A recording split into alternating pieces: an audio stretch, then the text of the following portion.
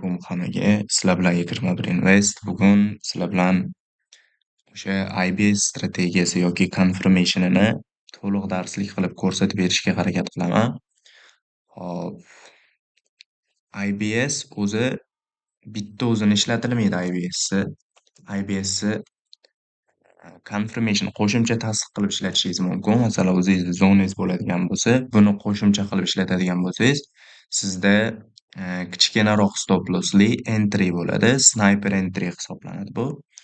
IBS o'zi nima deydigan bo'lsangiz, IBS bu o'zimiz biladigan o'sha o'zidan keyingi sham yutib yuborilishi, shunaqa razворотный modeldagi shamchalar hisoblanadi yoki bo'lmasam bunga o'xshagan trend continuation, ya'ni trendni davomiyligini ko'rsatib beradigan shamchalar hisoblanadi.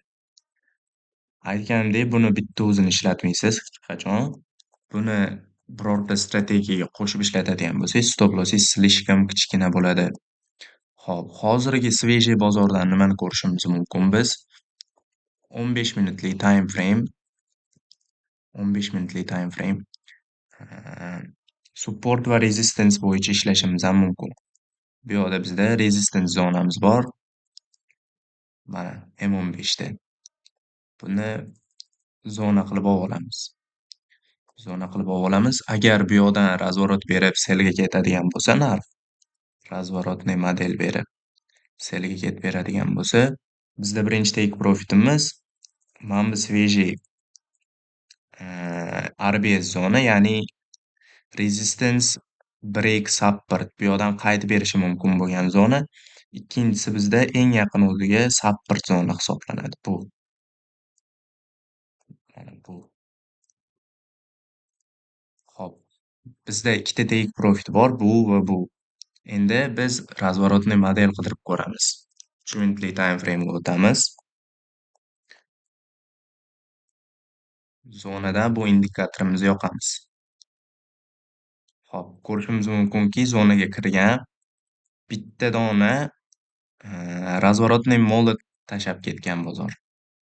Razворотный molot yo bo'lmasam SNL strategiyasi bo'yicha resistance zona. Mana bu. Endi narx bu yoqqa keladigan bo'lsa, qaytib bu yoqdan biz confirmation qidiramiz o'zimizga. Mana ko'ryapmizki, indikator bo'yicha birinchi confirmationimiz bor. Bu confirmation bo'yicha sellga buzib kiradigan bo'lsa, biz srazi sellga kirishni boshlaymiz. Hop, ko'rishimiz mumkin, bu yoqdan buyga buyga impuls olgan bir marta buni buzib o'tolmagan, ikkinchi marta ham откат olgan, buzib o'tolmagan. Bu yoqda bizda SMT qilib qoldirib ketgan bozor equal high. Keyin bu yoqqa qarab tushib kelishni boshlagandanoq mana blowdan pastda yopilishi kerak. Biz shu yerdan sell kirishimiz mumkin. Stop lossimizni equal high tepasiga qo'yib, take profit birimimiz bu yoqda. Bu yoki bu 1 ga 2, take profit 2 miz bo'lsa 1 ga 3 bo'ladi соотношениесі. Bu svejiy bozordan men hech qayerga orqaga o'tib, aylanib qilib kelayotganim yo'q. Bu indikatorimizda ko'p signal beradi. Masalan, bu yoqda continuation signal bo'lgan, sellga yana ketadi degan, bu yoqda razворотный signal bo'lgan, buni stop lossini urgan. Shunga buni bitta o'zini ishlatmaymiz. Buni любой strategiya bilan qo'shib ishlatsangiz zo'r ishlaydi. Masalan, IBS plus SNR qilib ishlating, IBS plus SMC qilib ishlating, IBS plus ICT yo bo'lmasam trend liniya o'zi bilan ham ishlayveradi bu IBS. Inside bar strategy.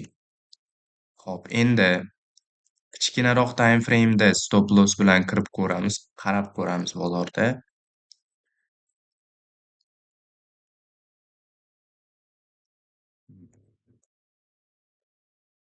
Razворотный model bergan bo'lishi kerak.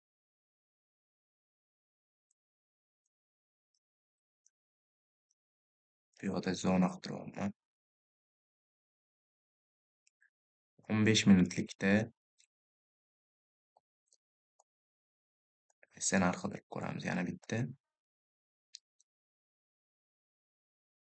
Bu yoqda SMC bo'yicha entry bor ekan. Bozor blow sweep qilgan. sell saytdi. Bundan keyin bizada take profitlarimiz, birinchi take profitimiz swing high bo'ladi. Ikkinchisi bu, yo bo'lmasam bu, yo birovlar bunga ham qo'yib qo'ysangiz bo'ladi buy side liquidity'ga. Endi M3 ga o'tamiz. Hop, mana. Sweep'dan so'ng indikatorimiz bizga yana inside bar candle qoldirib ketgan mana. Biz bu yerdan nima qilsak bo'ladi? Biz buy limit qo'yishimiz mumkin. Buni buzib o'tishiga buy limitga qo'yamiz.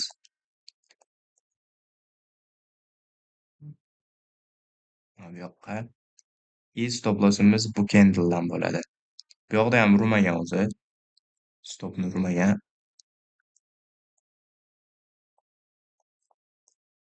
Hop, take profit ikkimiz bizda birga to'g'ri bo'ladi.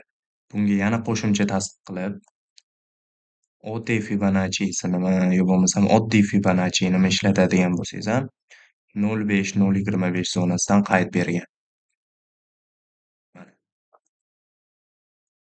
1 ga 4, 1 ga 5. Kichkinaroq time frame'da, 1 minutli time frame'larda ishlaydigan bo'lsangiz, вообще 1 ga 10 ham ishlashingiz mumkin, lekin bu win rate'ingizga qattiq ta'sir qiladi. Ya'ni ko'p stop loss yeyishingiz mumkin. Eng uzog'i tushganingiz 3 minutli bo'lishini tavsiya qilaman o'zim.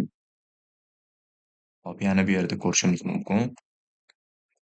SNR bo'yicha bizda support bor edi bu yoqda. Supportdan tashqari bu candle'ga retest bo'lgan. Biz birinchisidan kirmaymiz, chunki birinchisi bu yoqda manipulation bo'lgan.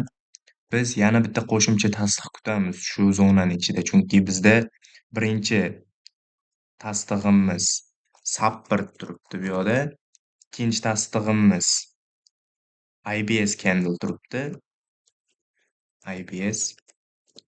IBSni ichidan ham yana bitta IBS qidirib ko'ramiz biz. Mana bu yerda ko'rishingiz mumkinki, razворотный candle hosil qilgan bozor. Buni buzib o'tishiga biz buy limitimizni qo'yishimiz mumkin, yo bo'lmasam Mambishamdan buy kirishimiz mumkin. Take profitimiz qanaqa bo'ladi deydigan bo'lsangiz, take profitimiz hop, bu trend liniya kelgan bo'lsa, trend liniyani yarmiga deylik, bu yoqqacha kelib kelishi kerak. Narx xotirjam kelib bergan 1 ga 2. Bu highgacha ham kelib bergan narx. Bu highgacha ham kelib bergan narx. 1 ga 4.5. Hop. Mana bu highgacha ham kelib bergan narx.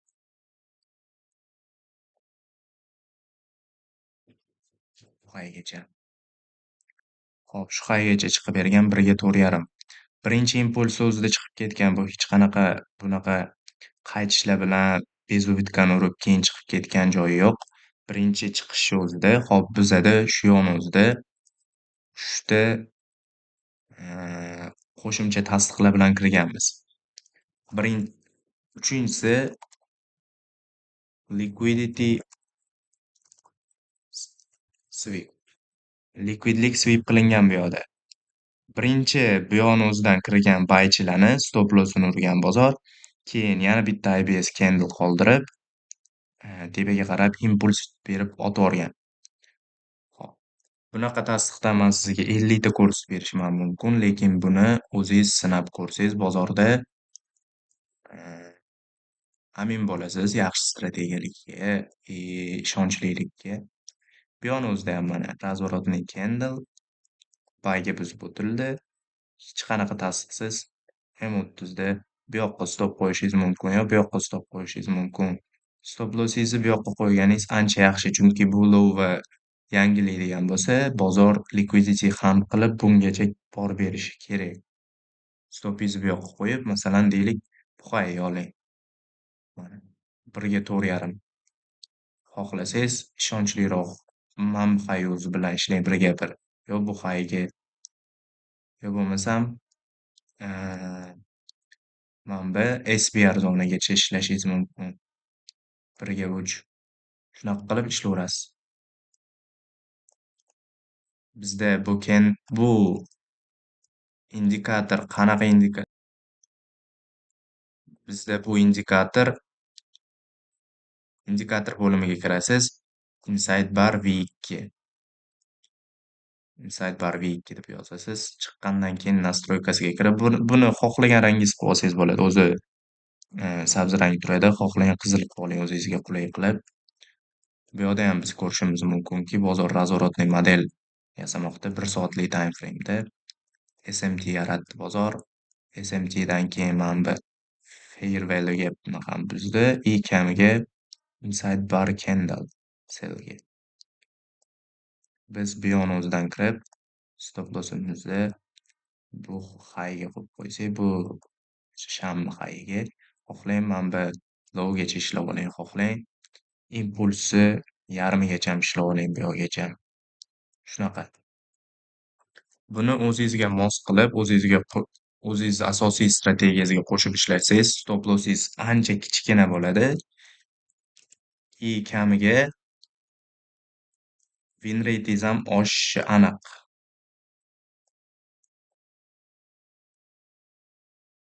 Mana bu trend continuation sham. Bizda breaker blok bor ekan. Breaker blokdan keyin IBS shami bor. IBS shami. Bu buzib o'tilgandan keyin bu shamdan stop lossingizni sham uchiga qo'yasiz. Xohlasangiz shunaqa qilib ham ishlayverasiz. Mana. Hozir o'zida 1 ga 7,5 yurib bergan bu.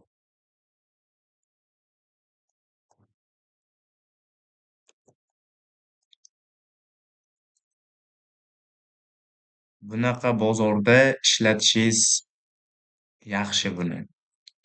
Shunaqa bozorda. Buy trend bo'lsa, trendga qo'shib chiqib ketaverasiz. Flat bo'ladigan bo'lsa, flat bilan ham ishlayveradi. Razворотный model qilib ishlataman deydigan bo'lsangiz, xuddi shunaqa bunda ham ishlayveradi.